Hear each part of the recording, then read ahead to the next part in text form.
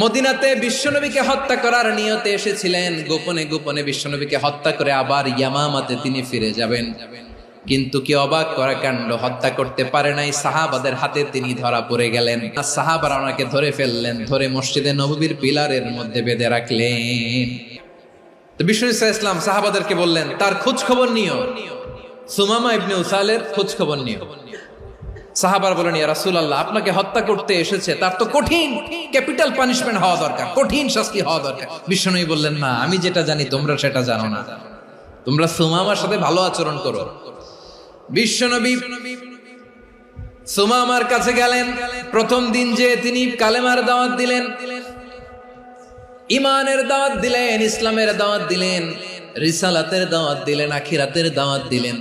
পরের দিন যে বিশ্বনবী সালাতের দাওয়াত দিলেন, যাকাতের দাওয়াত দিলেন, ইসলাম কি, কিভাবে, কেমন করে